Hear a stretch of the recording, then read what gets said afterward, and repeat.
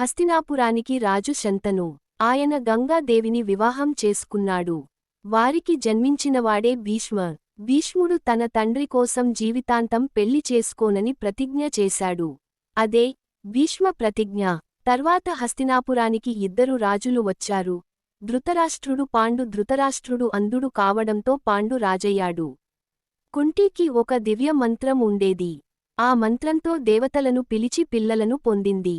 అలా జన్మించారు యుధిష్ఠిర, భీమ, అర్జున, మాద్రి ద్వారా నకుల, సహదేవులు ఇవ్వరే పాండవులు. ధృతరాష్ట్రుడి భార్య గాంధారికి 100 మంది కుమారులు పుట్టారు.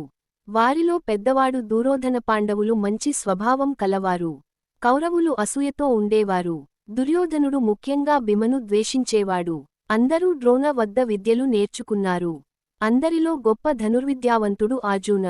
దుర్యోధనుడు పాండవులను చంపాలని ప్లాన్ చేశాడు. లక్కతో చేసిన ఇంటిలో వారిని బంధించాడు. కాని పాండవులు తెలివిగా బయటపడ్డారు. ద్రౌపది వివాహం. ద్రౌపది స్వయంవరంలో అర్జునుడు గెలిచాడు. కాని పరిస్థితుల వల్ల ద్రౌపది 5గురు పాండవులను వివాహం చేసుకుంది. పాచికల ఆట. దుర్యోధనుడు కుట్రతో యుధిష్ఠిరుడిని పాచికల ఆటకు పిలిచాడు. ఆ ఆటలో రాజ్యం, ధనం, సోదరులు, చివరకు ద్రౌపది కూడా ఓడిపోయారు. ద్రౌపది అవమానం. సభలో ద్రౌపదిని అవమానించారు. అప్పుడు కృష్ణ ఆమెను కాపాడాడు.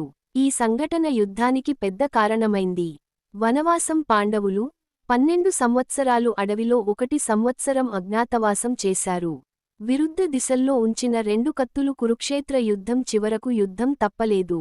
కురుక్షేత్రంలో 18 రోజుల యుద్ధం జరిగింది.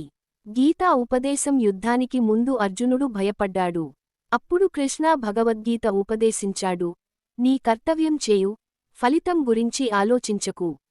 ముఖ్య మరణాలు. యుద్ధంలో భీష్మ పడిపోయాడు. ద్రోణ మరణించాడు. కర్ణ అర్జునుడి చేతిలో చనిపోయాడు. చివరకు దుర్యోధనుడు కూడా ఓడిపోయాడు. పాండవుల విజయం. పాండవులు యుద్ధంలో గెలిచారు. యుధిష్ఠిరుడు రాజయ్యాడు. కాని యుద్ధం వల్ల అందరూ బాధపడ్డారు. చివరి ప్రయాణం. చివరికి పాండవులు రాజ్యాన్ని వదిలి హిమాలయాలకు వెళ్లారు. ఒక్క యుధిష్ఠిరుడు మాత్రమే స్వర్గానికి చేరుకున్నాడు. మహాభారతం సందేశం. అధర్మం ఎంత శక్తివంతమైనా చివరకు ధర్మమే గెలుస్తుంది. కోపం, అసూయ నాశనానికి కారణం. సత్యం, ధర్మం ఎప్పటికీ నిలుస్తాయి. మీరు కూడా మహాభారతాన్ని ఇష్టపడితే జై శ్రీకృష్ణ అని కామెంట్ చేయండి.